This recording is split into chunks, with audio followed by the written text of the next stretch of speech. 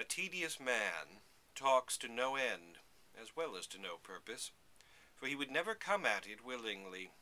His discourse is like the road miles in the north, the filthier and dirtier the longer, and he delights to dwell the longer upon them, to make good the old proverb that says, "They are good for the dweller, but ill for the traveller."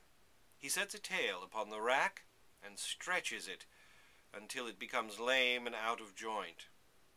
Hippocrates says, "Art is long, but he is so for want of art."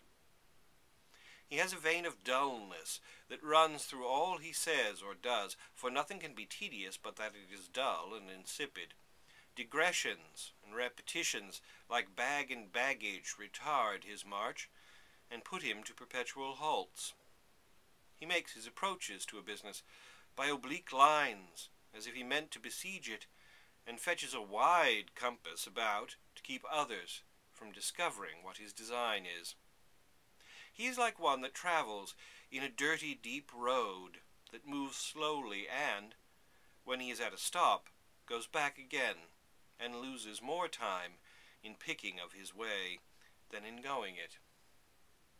How troublesome and uneasy soever he is to others, he pleases himself so well that he does not at all perceive it.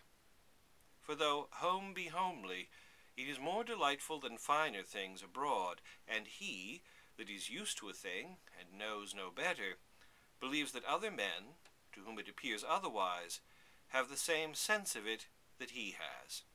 As melancholy persons, that fancy themselves to be glass, believe that all others think them so too, and therefore that, which is tedious to others, is not so to him. Otherwise he would avoid it. For it does not often proceed from a natural defect, as affectation, and desire to give others that pleasure which they find themselves, though it always falls out quite contrary.